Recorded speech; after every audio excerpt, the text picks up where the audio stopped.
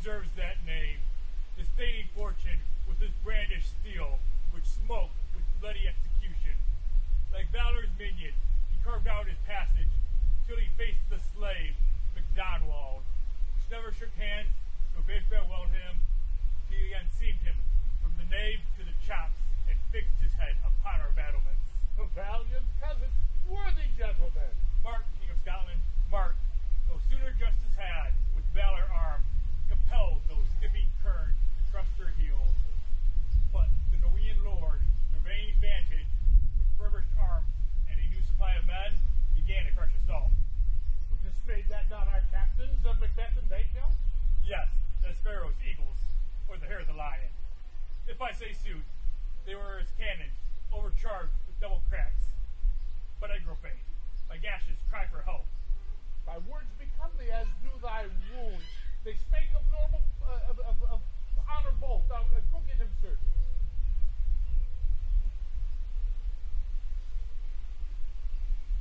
Who comes here? The worthy Thane of Ross. God save the king. From whence camest thou, dear Dane? From Fife, great king, where Norwegian banners flout the sky and fan our people cold. Norway himself with terrible numbers, assisted by that most disloyal traitor, the Thane of Cawdor, began this dismal conflict, till the Bellona's bridegroom, lapped in proof, confronted him with self-comparison, point against point, rebellious arm against arm, curbing his lavish spirit, and, to conclude, the victory fell upon us. For great happiness. The King of Norway craves composition, nor would he deign him burial of his men, till he dispersed at St. Colmsland $10,000 to our general use. No more that Thane of Cawdor shall deceive our bosom interest. I'll pronounce his present death, and with his former title, bring him back. I'll see it done. What he hath lost, Macbeth hath won.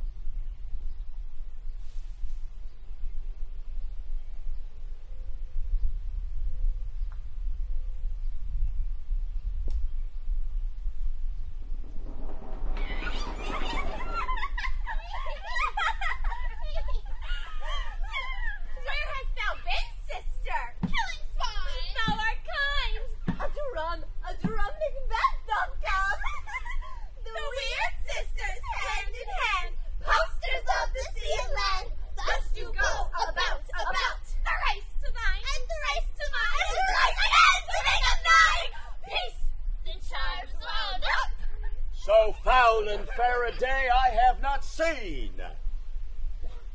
What are these? So withered and so wild in their attire, and look not like inhabitants of the earth, and yet are aunts.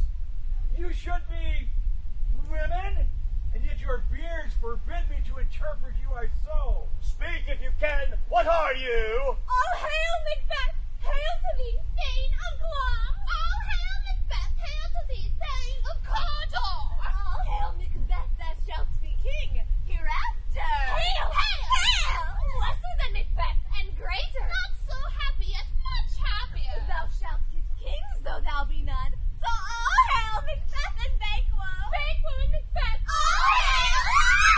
Now, you imperfect speakers, tell me more. By Simon's death I know I am Thane of Bronze, but how of Cawdor? The Thane of Cawdor lives. Say from whence you owe this strange intelligence. Speak, I charge you. Would they had stayed? Were such things here as we do speak about? Or have we eaten on the insane root that takes the reason prisoner? You shall be king. And Thane of Cawdor, too, went it not so? To thy self-same tune and words. Who's there? The king hath happily received, Macbeth, the news of thy success. When he reads thy personal venture in the rebels' fight, his wonders and praises do contend, which should be thine or his. I am sent from our royal master to give thee thanks, only to herald thee into his sight, not pay thee. And in earnest of a greater honor, he bade me, from him, call thee Thane of Cawdor. In addition, hail most worthy Thane, for it is thine. What? Can the devil speak true? The Thane of Cawdor lives. Why do you dress me in borrowed robes? Who once was the Thane lives yet, but treason's capital, confessed and proved, have overthrown him. Glamis, and Thane of Cawdor, the greatest is behind. Thanks for your pain. This supernatural soliciting cannot be ill, cannot be good. If ill, why hath it given me earnest of success, commencing in a truth? I am Thane of Cawdor. If good, why do I yield to that suggestion whose horrid image doth unfix my hair and make my seated heart knock at my ribs gainst the use of nature? Look how our partner is wrapped. Worthy Macbeth, let us toward the king. Think upon what hath chanced, and at more time, the interim having weighed it, let us speak our free hearts each to other. Very gladly. Till then, enough. Come, friends.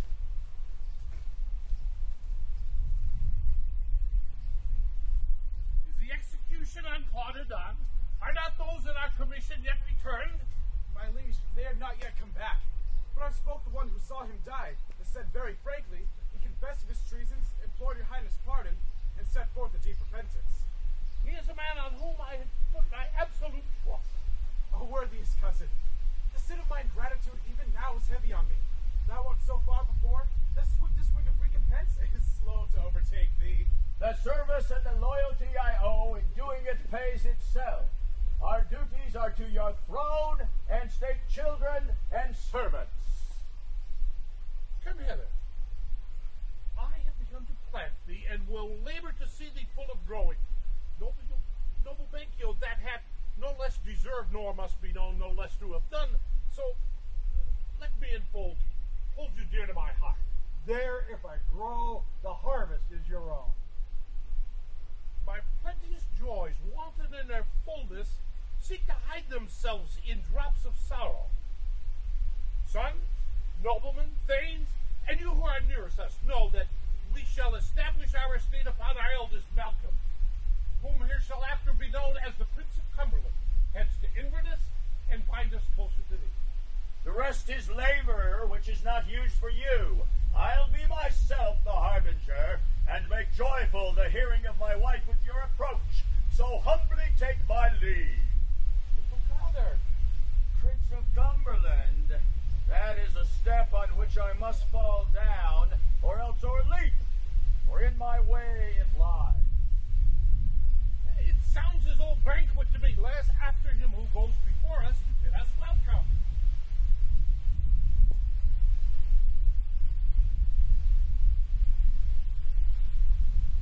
They met me in the day of success, and I have learned by the perfect's report they have more in them than mortal knowledge. When I burned in desire to question them further, they made themselves into air, into which they vanished. Whilst I stood wrapped in the wonder of it, came missives from the king, who all hailed me Thane of Cawdor, by which title before these weird sisters saluted me, and referred me to the coming on of time with, Hail, King, that shalt be. This I have thought good to deliver thee, my dearest partner of greatness, that thou mightst not lose the dues of rejoicing by being ignorant of what greatness is promised thee. Lay it to thy heart, and farewell. Lons thou art, and Cawdor, and shalt be what thou art promised. Yet I do fear thy nature. 'Tis too full of the milk of human kindness to catch the nearest way.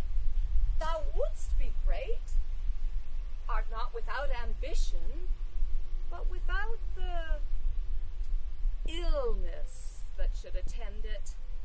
No, hie thee hither, that I may pour my counsel in thine ear, and chastise thee with the valor of my tongue all that impedes thee from the golden round, which fate and metaphysical aid do seem to have thee crowned withal. What is your tidings? The king comes here tonight. Thou art mad to say it. Is not thy master with him, who were it so would have informed for preparation? So please you, it is true. Our Thane is coming. One of my fellows, who, almost dead for breath, had scarcely more than would make up the message. Well, give him tending. He brings great news.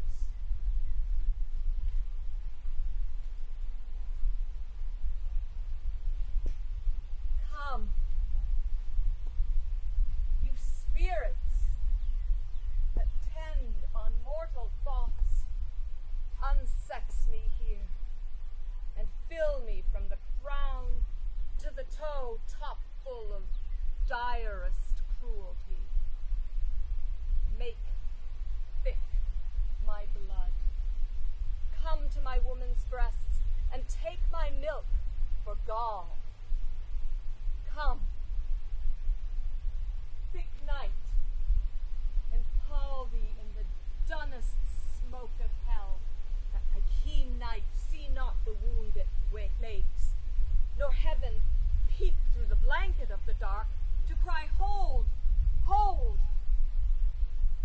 Oh, great gloves, worthy Cawdor, greater than both by the all-hail hereafter. Thy letters have transported me beyond the ignorant present, and I feel now the future of the instant.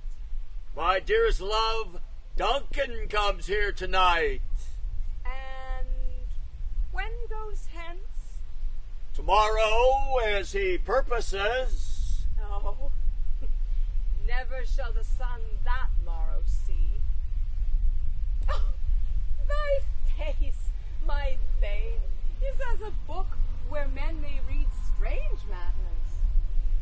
Look like the innocent flower, but be the serpent under it.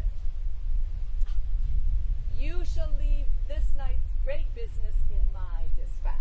We will speak further. Only look up clear. To alter favor ever is to fear. Leave all the rest to me.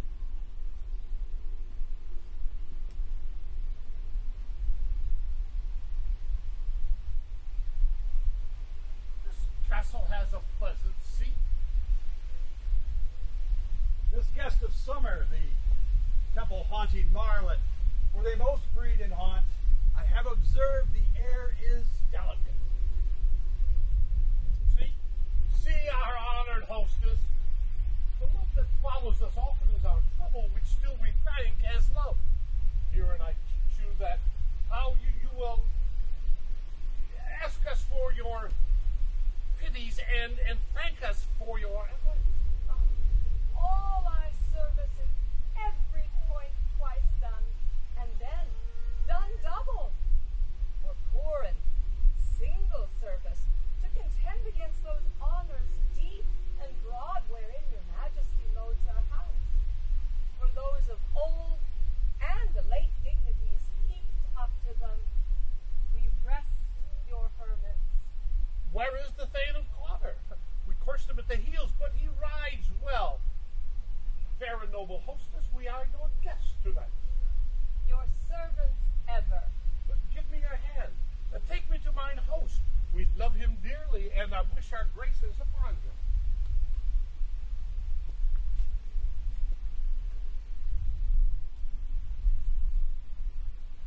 If it were done when 'tis done, then 'twere well it were done quickly. If the assassination could trammel up the consequence and catch with his surcease success. If but this blow might be the be-all and the end-all. But in these cases we still have judgment here, that we do but teach bloody instruction, which being taught return to plague the inventor. I have no spur to prick the sides of my intent, but only vaulting ambition, which o'erleaps itself and falls on the other. How now? What news? Why have you left the chamber? Hath he asked for me? Know you not he has? Was the hope drunk wherein you left yourself? Hath it slept since? Art thou afeard to be the same in thine own act and valor as thou art in desire? Prithee, peace! I dare do all that may become a man. Who dares do more is none. What beast was it then that made you break this enterprise to me? When you durst do it, then you were a man. I have given suck, and know how tender it is to love the babe that milks me. But I would, while it was smiling up at my face, plucked my nipple from his boneless gums and dashed the brains out, had I so sworn as you have done to this. If we should fail, We? Fail? But screw your courage to the sticking place, and we'll not fail. When Duncan is asleep, will I, his two chamberlains, with wine and wassail so convince? What cannot you and I perform upon his spongy officers? Who shall bear the guilt of our great quell? will it not be received when we have marked with blood those sleepy two of his own chamber, and used their very daggers that they have done it? Who dares receive it other, as we shall make our griefs and clamor roar upon his death? I am settled, and bend up each corporal agent to this terrible feat. Away, and mock the time with fairest show. False face must hide what the false heart doth know.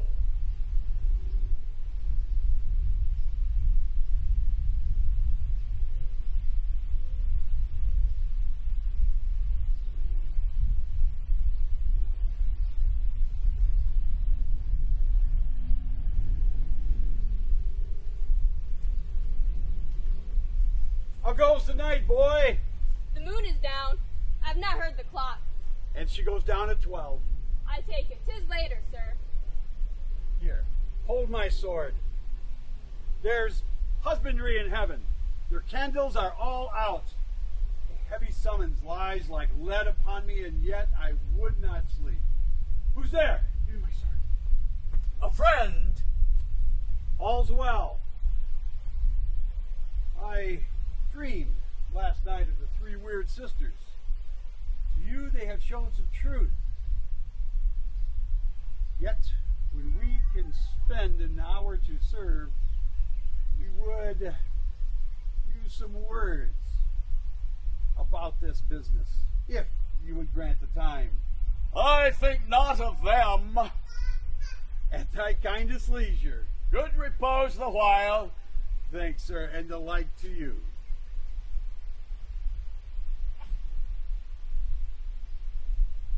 Go, bid thy mistress, when my drink is ready, she strike upon the bell. Get thee to bed. Is this a dagger which I see before me? The handle toward my hand? Come, let me clutch thee. I have thee not, yet I see thee still. Art thou not, fatal vision, sensible to feeling as to sight? Or art thou but a dagger of the mind, a false creation proceeding from the heat-oppressed brain? I see thee yet, in form as palpable as this which now I draw. Thou marshallest me the way that I was going, and such an instrument I was to use. I see thee still, and on thy blade and dudgeon gouts of blood, which was not so before. There's no such thing. It is the bloody business which informs thus to mine eye. How, o'er the one half-world, nature seems dead, and wicked dreams abuse the curtained sleep. Thou sure and firm-set earth, hear not my steps, which way they walk, for fear thy very stones prate of my whereabout. I go, and it is done. The bell invites me. Hear it not, Duncan, for it is a knell that summons thee to heaven or to hell.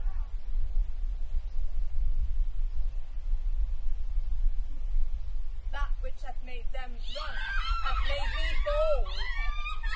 Hark! Peace.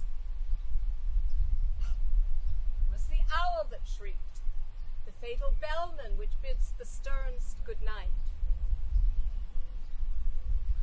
He is about it. The doors are open. The surfeited grooms do mock their charges with snores. I have drugged their possets. Who's there? What ho? Alack! I'm afraid they have awaked, and 'tis not done. I laid the daggers ready. He could not miss 'em. Oh, had he not resembled my father as he slept, I'd have done it myself. Oh, my husband! I have done the deed. Didst thou not hear a noise? Why, I heard the owl scream and the crickets cry. Did not you speak? When? Now! As I descended? Aye. Hark! Who lies in the second chamber? Donalbain. This is a sorry sight. Ah! A foolish thought to say a sorry sight. There's one did laugh in his sleep, and one cried murder that they did wake each other. I stood and heard them, but they did say their prayers and address them again to sleep. Well, there are two lodged together. One cried, God bless us, and amen the other, as they had seen me with these hangman's hands listing their fears. I could not say amen when they did say God bless us. Consider it not so deeply. But wherefore could not I pronounce amen? I had most need of blessing, and amen stuck in my throat. These things must not be thought after in such ways, else it will make us mad. Methought I heard a voice cry, sleep no more. Macbeth doth murder sleep, sleep no more. Glamis hath murdered sleep, and therefore Cawdor shall sleep no more. Macbeth shall sleep no more. You do unbend your noble strength to think so brain-sickly of such things. Go, get some water and wash this filthy witness from your hands. Why did you bring the daggers from the place? They must lie in there. Go! Carry them there and smear the sleepy grooms with blood. I'll go no more. I am afraid to think what I have done. Look on it again, I dare not. Infirm of purpose. Give me the daggers. Sleeping and the dead are but as pictures. If ye do bleed, I'll gild the faces of the grooms withal, for it must seem their guilt. Whence is that knocking? How is it with me when every noise appalls me? What hands are here? How they pluck out mine eyes! Will all great Neptune's ocean wash this blood clean from my hand? No. This my hand will rather the multitudinous seas incarnadine, making the green one red.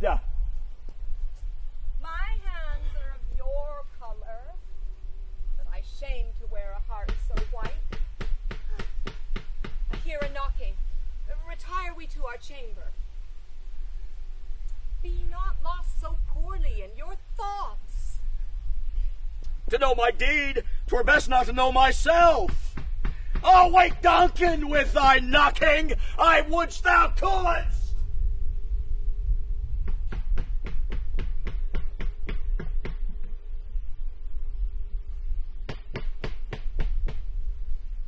There's a knocking indeed. The man with part of Hellgate, he'd have old turning the key. Knock, knock, knock. Who's there? In the name of Beelzebub. Here's a farmer, hanged himself on the expectation of plenty. Come in time, have napkin to now you. Here, you'll surely sweat for it. Knock, knock, knock. Who's there? In the other devil's name. Faith, here's an equivocator who once sworn both scale against either scale. Committed treason, for God's sake. Oh, but you couldn't equivocate yourself to heaven. Come in, equivocator. Knock, knock, knock. Who's there? An English tailor? Come thither. For stealing out of a French hose? Come in, tailor. May you roast your goose. Knock, knock, knock. Never at quiet. What are you? For this place is too cold for hell. I'll double pour it no further. And letting people of all professions on the primrose way to the everlasting bonfire. Anon, anon! I pray you, remember the porter.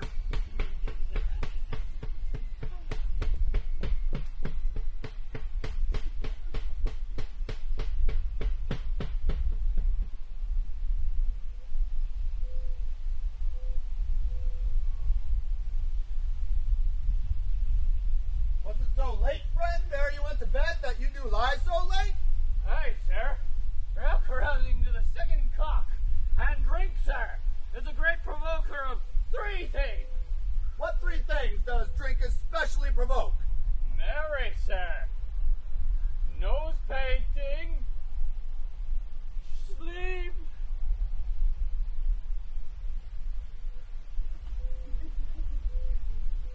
And urine.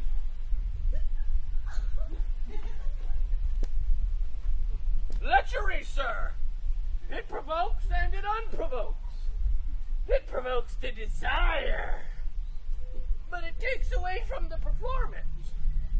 Much drink is said to be a great equivocator of lechery. It makes a man and it mars him. It sets him on and it sets him off. It persuades him and disheartens him. Makes him stand to and not stand to. In conclusion, equivocates him in a sleep and giving him the lie it leaves him. I believe drink gave thee the lie last night. That it did, sir. 'Tis the thrown on me I did requite him for his lies. I think, being stronger than he, though sometime he took my legs over my head, I made shift to cast him. Is thy master stirring? Our knocking has awakened him. Here he comes. Good morrow, noble sir. Good morrow, both. Is the king stirring, worthy thing? Not yet. He did command me to call timely on him. I have almost slipped the hour. I'll bring you to him. I'll make so bold to call, for 'tis my limited service. Goes the king his today? He does. He did appoint so. The night had been unruly where we lay.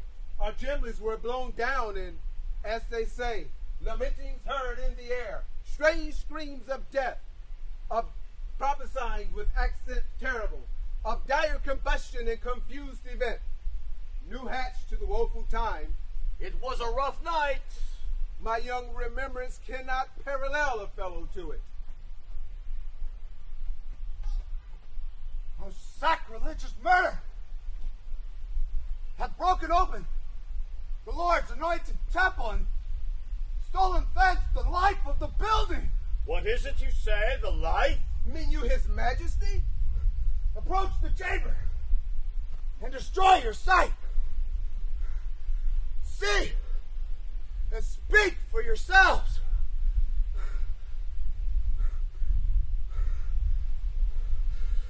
Awake! Awake! Ring the alarm bell! Murder and treason! Banquo! The Donalbain! Malcolm! Awake! Shake off this dowdy sleep! That's counterfeit! And look upon death itself! Up! Up and see the great doom's image! Ring the bell! What's the business that such a hideous trumpet calls to parley the sleepers of the house? Speak, speak. Oh, gentle lady, 'tis not for me to speak what you. 'Tis not for you to hear what I can speak. The repetition in a woman's ear would murder as it fell. Oh, Banquo, Banquo, our royal master's murder. Whoa! Alas! What, in our house? Too cruel anywhere. Dear God, I pray thee, contradict thyself. Say it isn't so. Had I but died an hour before this chance, I had lived a blessed time. What is amiss? You are and do not know it. The spring, the head, the fountain of your blood is stopped. The very source of it is stopped. Your royal father's murdered. By whom? Those of his chambers, as it seemed, have done it. Their hands and faces were all bashed with blood. So were their daggers, which, unwiped, we found upon their pillows.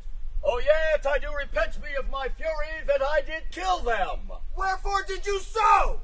Who can be wise, amazed, temperate, and furious in a moment? No man. Here lay Duncan, his silver skin laced with his golden blood.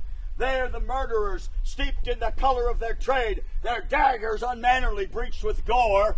Who could refrain that had a heart to love? Oh, help me, hence. Oh. Look to the lady. What should be spoken here? Where our fate hidden and augur hole may rush and seize us. Let's away. Our tears are not yet brewed, nor our strong sorrow upon the foot of motion. And when we have our naked frailties hid that suffer an exposure, let us meet and question this most bloody piece of work to know it further. Fears and scruples shake us. In the great hand of God I stand, and thence against undivulged pretense I fight a treasonous malice. And so do I. So all. Let's briefly put on manly readiness and meet in the hall together. Well contented.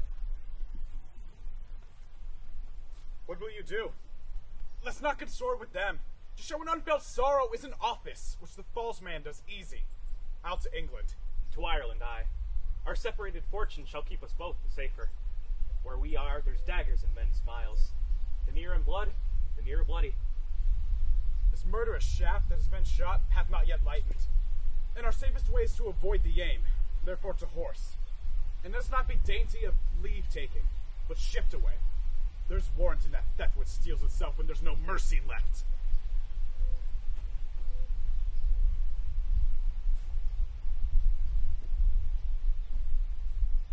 How goes the world, sir, now? Malcolm and Donalbain, the king's two sons, have stolen away and fled, which puts upon them suspicion of the deed. Then 'tis most like the sovereignty will fall upon Macbeth. He is already named and gone to Scone to be invested. Will you come to Scone? No, cousin. Out to fight. Well, I will thither. Well, may you see things done well there. Adieu, lest our old robes sit easier than our new. Farewell.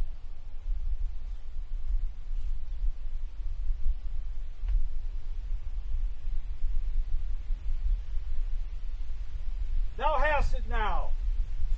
King, Cawdor, Glamis, all as the weird women promised. I fear thou'st played most foully for it. Hush, no more. Here's our chief guest. Tonight we hold a solemn supper, sir. and I'll request your presence. Let thy Lord command upon me. To the which my duties are, with the most indissoluble tie, forever knit. Fail not our feast. My lord, I will not. We hear our bloody cousins are bestowed in England and in Ireland, not confessing their cruel parricide, filling their hearers with strange inventions. But of that tomorrow, when withal we shall have cause of state craving us jointly, hie you to horse, adieu till you return at night. Goes Fleance with you? Aye, my lord, our time does call upon us. I wish your horses swift and sure of foot, and so I do commend you to their backs. Farewell. Let every man be master of his time till 7 at night. To make society the sweeter welcome, we will keep ourselves till supper time alone. While then, God be with you.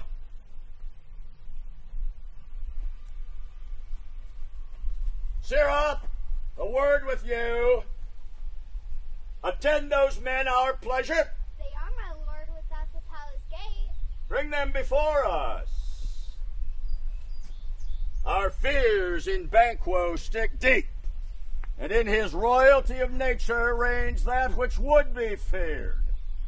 He chid the sisters when first they put the name of king upon me, and bade them speak to him.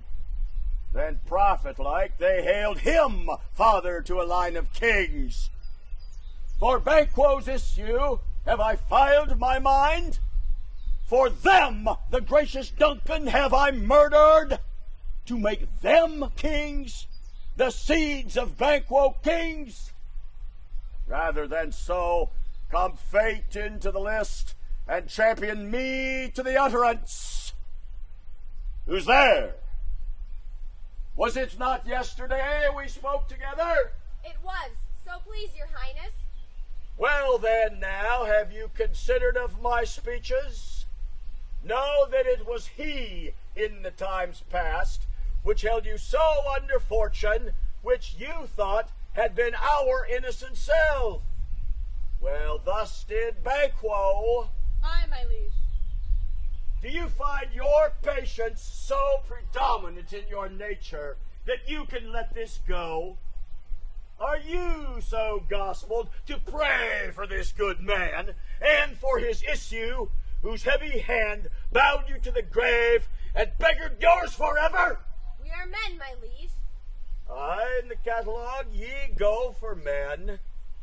Now, if you have a station in the file, not in the worst rank of manhood, say it, and I will put that business in your bosoms, whose execution takes your enemy off, grapples you to the heart and love of us, who wear our health but sickly in his life, which in his death were perfect.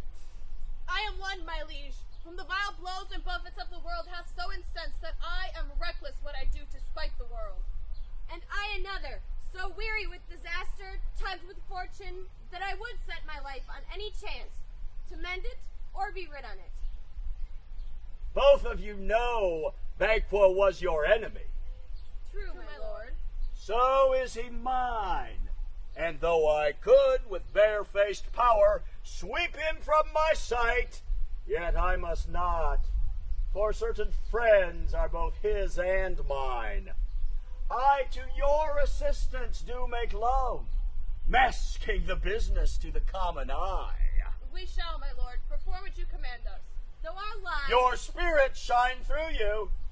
Within this hour at most, I would advise you where to plant yourselves. Fleance, his son, that keeps him company, must embrace the fate of that dark hour. Resolve yourselves apart.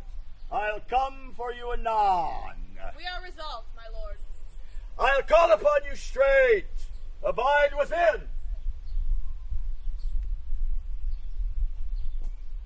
It is concluded. Banquo thy soul's flight. If it find heaven, must find it out tonight.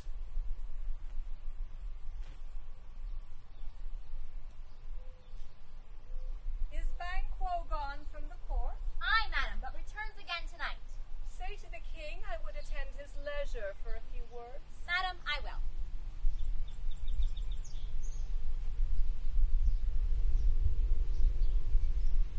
Knots had, all spent. When desire is got without contempt, 'tis better to be that which we destroy than in destruction dwell in doubtful joy. How now, my lord?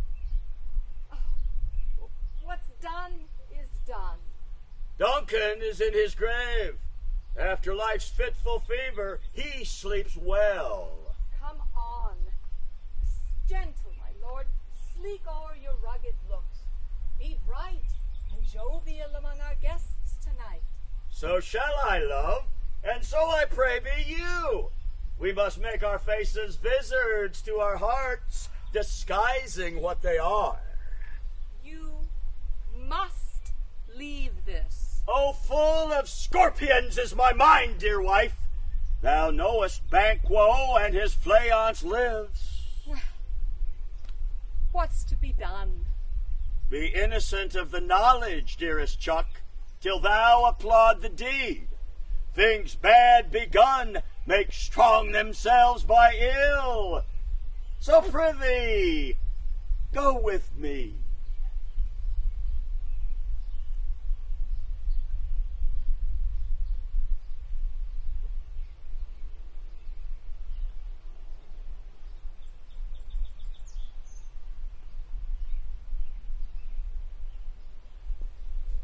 But who did bid thee join with us? Macbeth.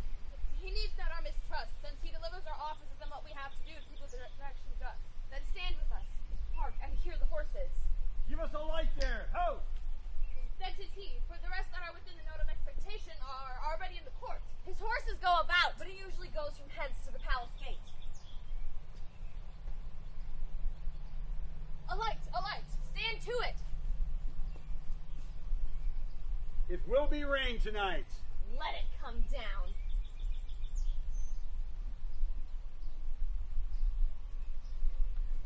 Oh, treachery! Fly, good plant! Fly, fly, fly! Oh, thou mayest revenge! Oh, Who did strike out the light? Was it not the way? There's but one down, the sun is fled. We have lost best half of our affair. Well, let's away and see how much is done.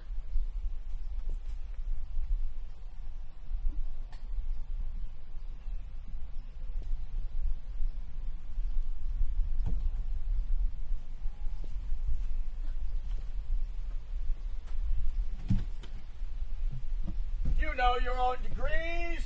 Sit down. At first and last, the hearty welcome.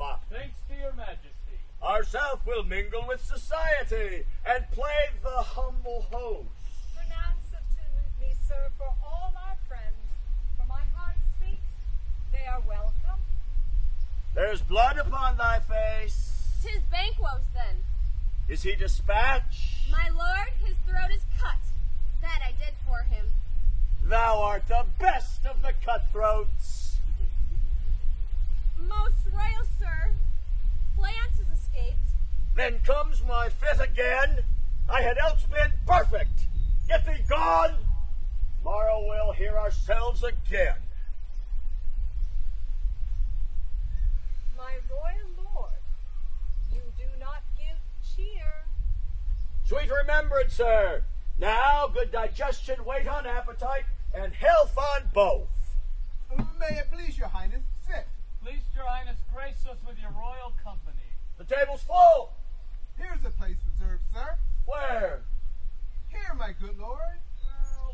What is it that moves your highness? Which of you hath done this? Done what, my lord? Thou canst not say I did it. Never shake thy gory locks at me. Gentlemen, rise. His highness is not well. Oh, sit, worthy friends. My lord is often thus and hath been since his youth. Pray you, keep seat.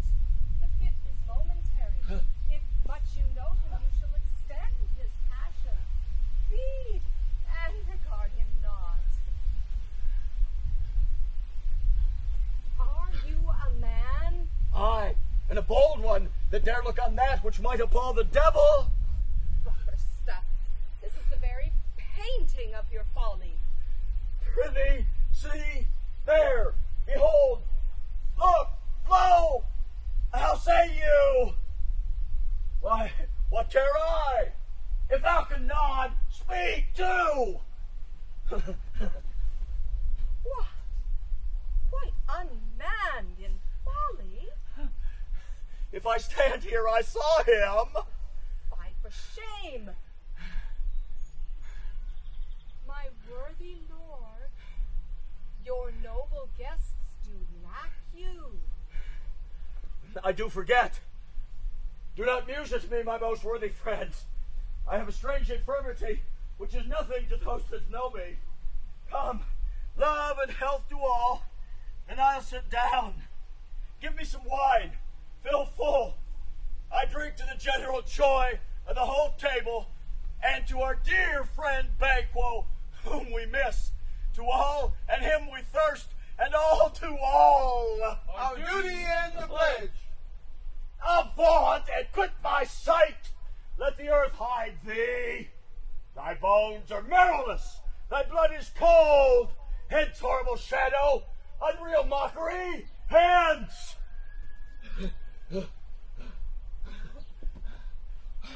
Why so? Be gone, I am a man again. I pray you sit still.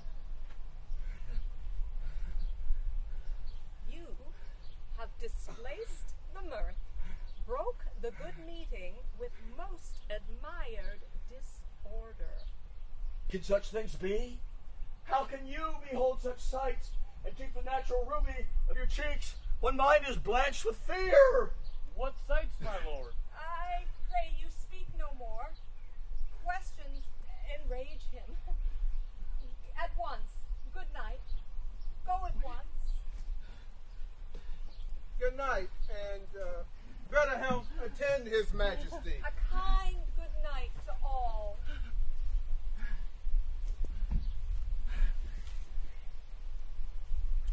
It will have blood, they say. Blood will have blood. Stones have been known to move, and trees to speak. How sayest thou, Macduff denies his person at our great bidding? I will to the weird sisters. More shall they speak. For now I am bent to know by the worst means the worst. For mine own good all causes shall give way. I am in blood, stepped in so far that should I wade no more, returning were as tedious as go o'er. Strange things I have in head that will to hand, which must be acted ere they may be scanned. You lack the sense of all good natures. Sleep. Come, we'll to sleep. We are yet but young indeed.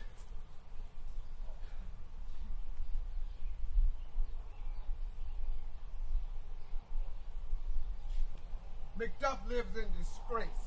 Sir, can you tell me where he bestows himself? The son of Duncan, from whom this tyrant holds the due of birth, lives in the English court, and is received of his most high and pious Edward, whose grace in malevolence of fortune nothing takes from his high respect. Thither Macduff seeks to prey upon the holy king, his aid in waking Northumberland in the warlike Seward. This news so exasperates the king, he prepared for some attempt of war. Sent he to Macduff? He did, with an absolute "Sir, not I." The cloudy messenger turns me his back and hums, "You'll rule the time that clogs me with this answer." Some holy angel fly to the courts of England and unfold his message ere he come, that a swift blessing may soon return to this, our suffering country, under a hand accursed. I'll send my prayers with him.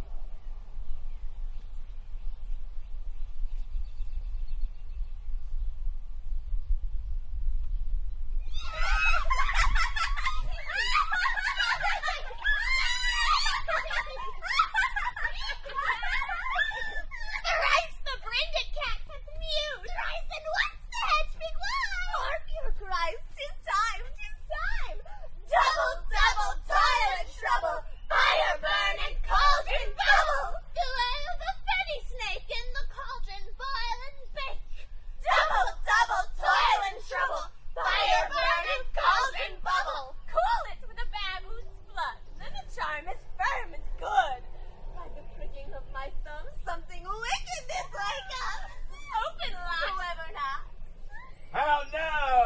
secret black and midnight hags, what is it you do?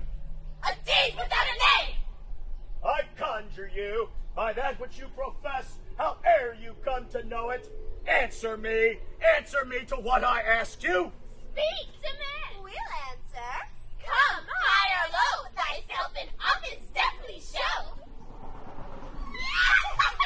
Tell me, thou unknown power. Macbeth, Macbeth, Macbeth, beware Macduff, beware the Thane of Fife. Dismiss me, enough. Whate'er thou art, for thy good caution thanks. Thou hast harped my fear aright, but one word more. He will not be commanded. Here's another more potent than the first. Macbeth, Macbeth, Macbeth. Had I 3 ears, I'd hear thee. Be bloody, bold, and resolute. Laugh to scorn the power of man. None of woman born shall harm Macbeth. Then live Macduff. What need I fear of thee? Yet I'll make assurance double sure, and take a bond of fate. Thou shalt not live. What is this that rises like the issue of a king? Listen, but speak not to it. Macbeth shall never vanquished be, until great Burnham Wood to high Dunsinane Hill shall come against him. That will never be. Who can impress the forest, bid the tree unfix his earthbound root? Sweet Vodament's good, yet my heart throbs to know one thing. Tell me if your art can tell so much, shall Banquo's issue ever reign in this kingdom? Cease to know no more! I will be satisfied. Deny me this, and an eternal curse fall on you. Where is this children? What noise is this? Where are they? Gone! Let this pernicious hour stand I accursed in the calendar. Macduff is fled to England. Fled to England? Aye, my lord. The castle of Macduff I will surprise. Seize upon Fife. Give to the edge of the sword his wife, his babes, and all unfortunate souls that trace him in his line. No boasting like a fool. This deed I'll do before the purpose cool.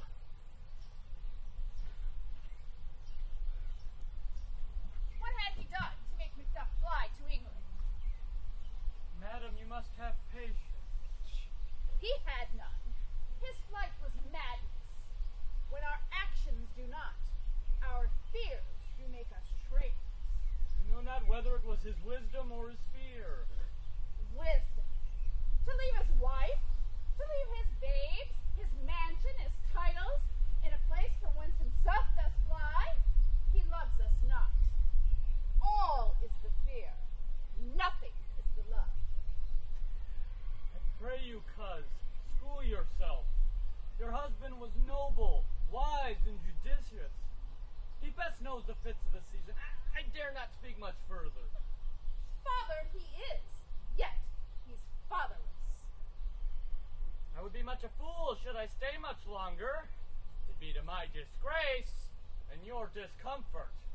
I'll take my leave. Sarah, your father's dead. And what will you do now? How will you live? Was my father a traitor, Mother? Aye, that he was. What is a traitor?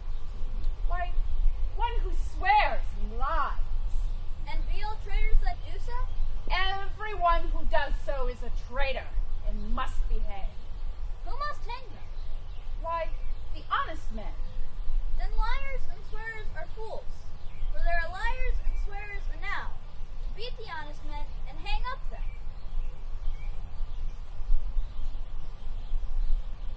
Bless you, fair dame. I'm not too noble in your state of honor and perfect. I doubt some dangers approach you nearly. If you will take a homely man's advice, be not bound me. Hence, and with your little ones, heaven preserve you. I dare abide no longer. Whither should I fly? I have done no harm. But I remember now. I'm in this earthly world, which to do harm is often laudable. To do good sometime accounted dangerous folly. Where is your husband? I hope in no place so unsanctified where such as He is a traitor. Thou liest, thou shag-eared villain! What, you egg, young fry of treachery? He has killed me, mother! Run away, I pray you!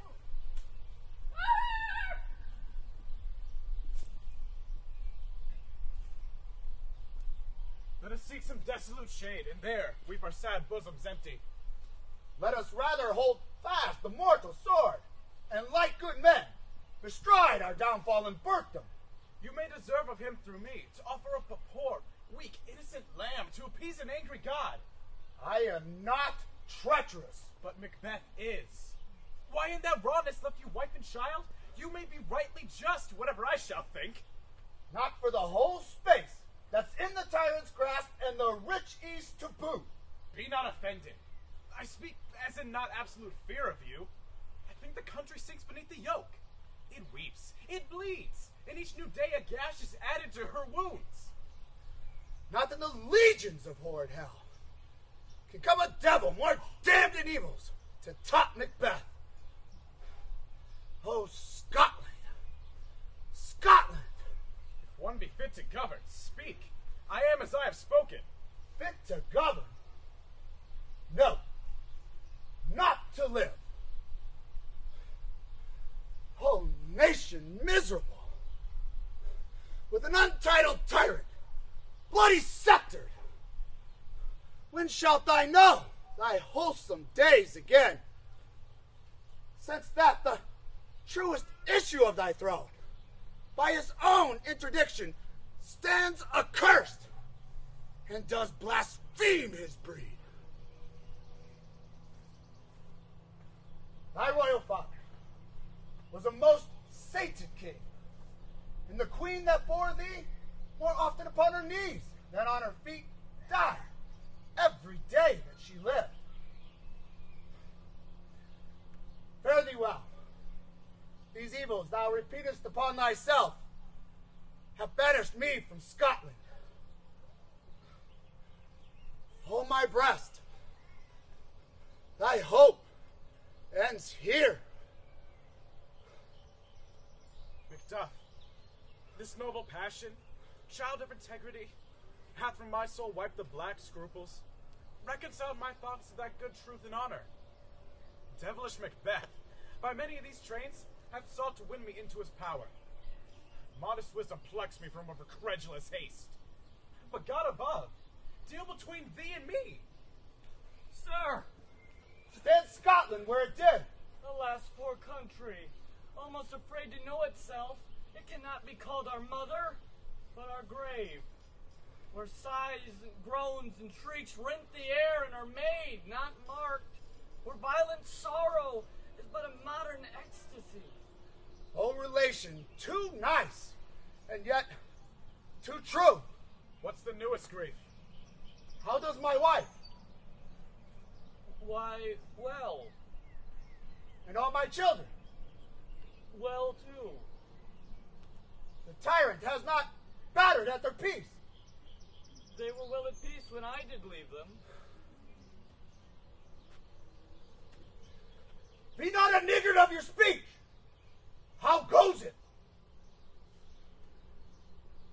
May not your ears despise my tongue forever, which they possess the heaviest sound yet they ever heard. Oh, I guess at it. Your castle surprised, wife and babe savagely slaughtered. To relate the manner, I'm quarry of that to these murdered deer, all to add to the death of you. And all of my children? Wife, children, servants, all that could be found. And I must be from thence! Be comforted. Let us make medicines of our grave revenge. Dispute it like a man. I shall do so. But I must also feel it like a man. Sinful Macduff! They were all struck for thee. Be of your sword. Blunt not the heart, enrage it.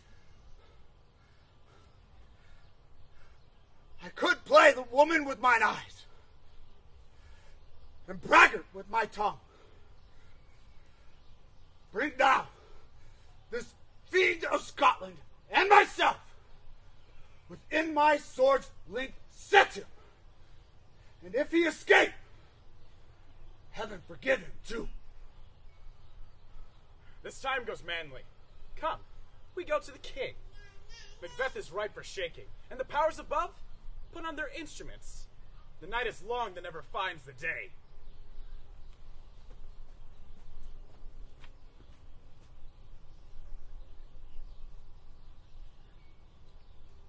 Since His Majesty went to the field, I have seen her rise from her bed, throw her nightgown upon her, unlock her closet, take forth paper, fold it, write upon it, read it, afterwards seal it, and then return to bed.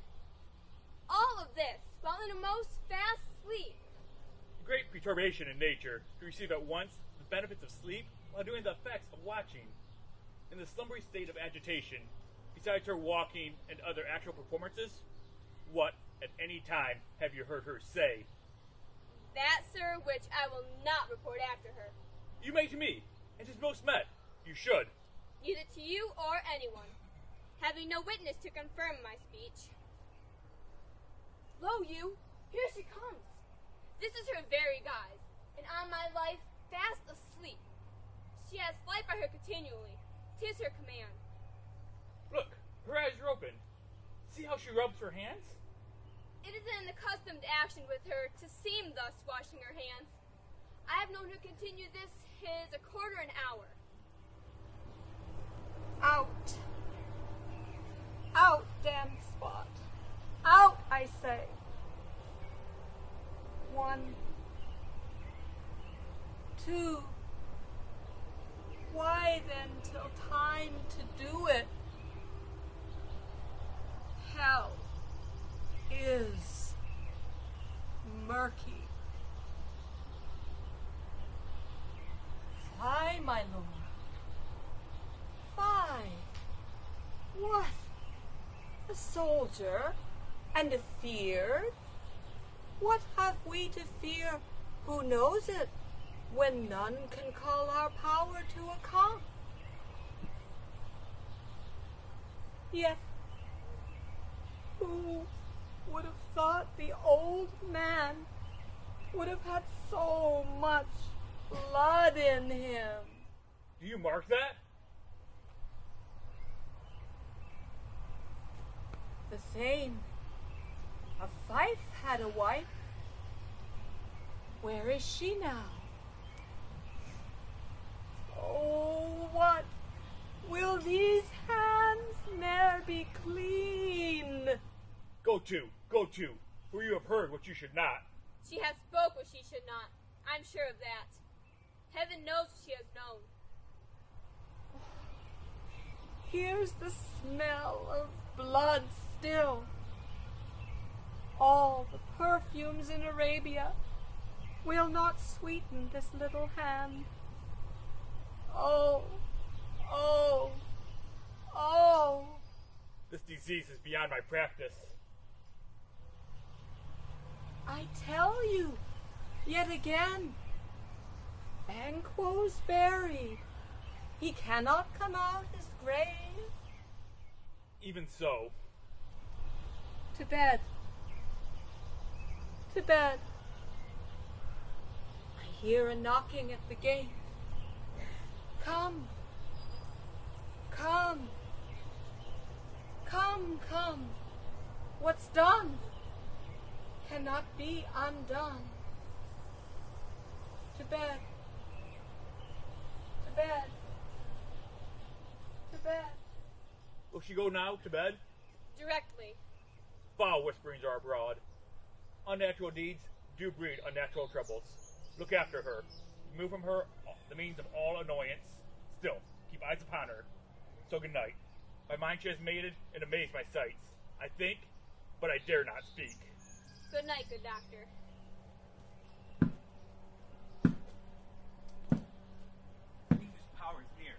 by Malcolm, his uncle Suit, and the good Macduff. Revenge is burning them for the dear causes, but for the bleeding and grim alarm excite the mortified man. Near Burnham Wood.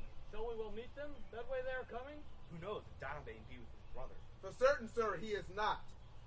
Now does he feel his secret murders sticking on his hands?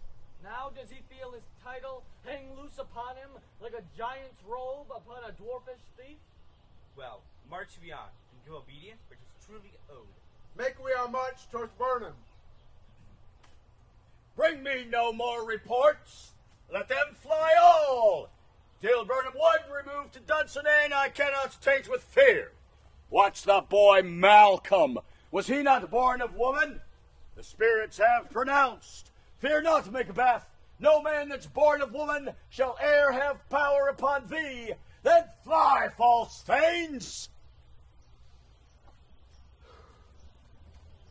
There's 10,000 soldiers, sir. What soldiers, Patch? The English force, so please you. Get thy face hence. Satan! This bush will cheer me ever, or deceit me now. What's your gracious pleasure? What news more? All is confirmed, my lord, which was reported. I'll fight till from my bones my flesh be hacked. Get me mine armor. Send out more horses. Scur the country round. Hang those that talk of fear. Bring me mine armor. How does your patience, doctor? Not so sick, my lord, as she is troubled with a thick-coming fancy that keeps her from arrest. Cure her of that. Canst thou not minister to a mind diseased? The patient must minister to himself. Throw physic to the dogs. I'll none of it. Doctor, cast the water of my land. Find her disease. What rhubarb, senna, or what purgative drug would scour these English hence? Hearest thou of them? My good lord, your royal preparation makes us hear something. Bring it after me. I will not be afraid of death and bane till Burnham Forest come to Dunsinane. Right from Dunsinane, away and clear? Profit again should hardly draw me here.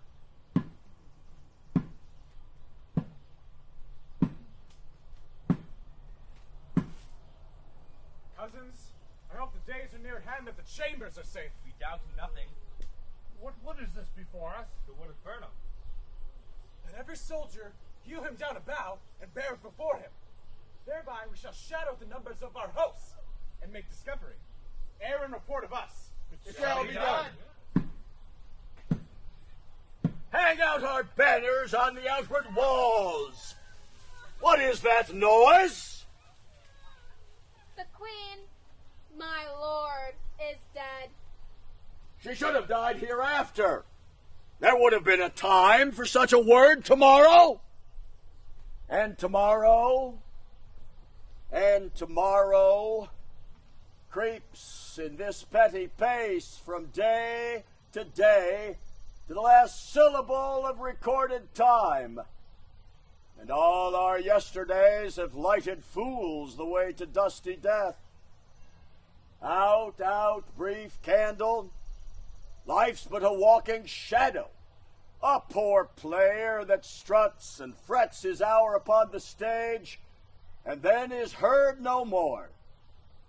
It is a tale told by an idiot, full of sound and fury, signifying nothing. Thou comest to use thy tongue, thy story quickly. Gracious, my lord, I should report that which I say I saw, but know not how to do it. Well, say, sir. As I did my watch upon the hill, I looked towards Burnham, and, anon, methought the wood began to move. Liar and slave! Let me endure your wrath, but be not so. Within these 3 miles may you see it coming. I say a moving grove. If thou speakest false, upon the next tree shalt thou hang alive till famine cling thee. Fear not, till Burnham Wood do come to Dunsinane, and now a wood comes toward Dunsinane. Arm! Arm and out! Ring the alarm bell!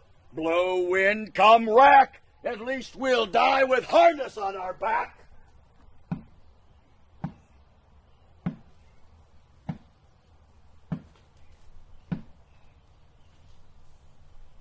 Now near enough. Relieve Latrines, throw down.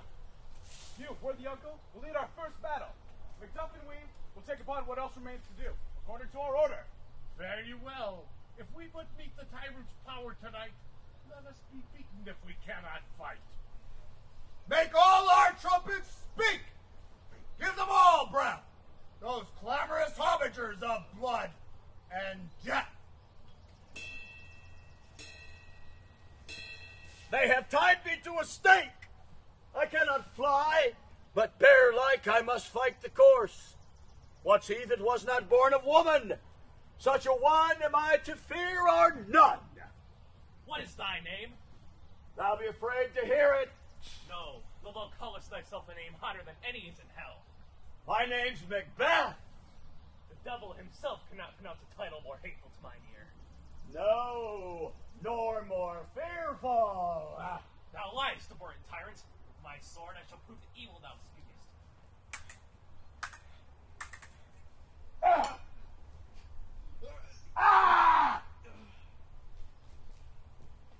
Thou wast born of woman, but swords I smile at, weapons laugh to scorn, brandished by a man that's of woman born.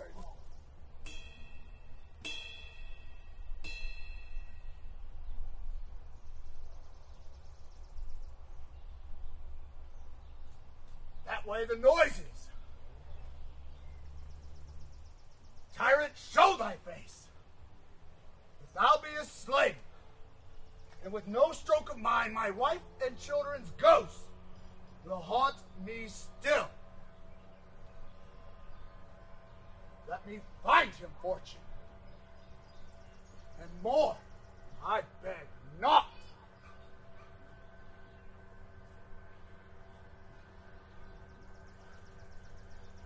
This way, sir. The castle is gently rendered. The tyrant's people on both sides do fight. The noble thanes do bravely in the war. The day itself almost professes yours, and so little to do. We have met with foes to strike beside us. Into the castle, sir. Why should I play the Roman fool and die on my own sword? Whilst I see lives, the gashers do better upon them! Turn, hellhound! Turn! Of all men else I have avoided thee, but get thee back! My soul is too much charged with blood of thine already. I have no words. My voice is my sword. Thou bloodier villain than terms can give thee out. Let fall thy blade on vulnerable crests. I bear a charmed life, which must not yield to one of woman born. To spare thy charm, and let the angel, whom thou still hast served, tell thee, Macduff was from his mother's womb untimely ripped. Accursed be the tongue that tells me so, for it hath cowed my better part of man. I'll not fight with thee. Then yield thee, coward, and live to be the show and gaze of the time, painted upon a pole and underwrit. Here may you see the tyrant. I will not yield to kiss the ground before young Malcolm's feet, and to be baited with the rabble's curse. Though Burnham would be come to Dunsinane, and thou opposed, being of no woman born, yet I will try the last. Lay on, Macduff, and damned be him that first cries hold enough.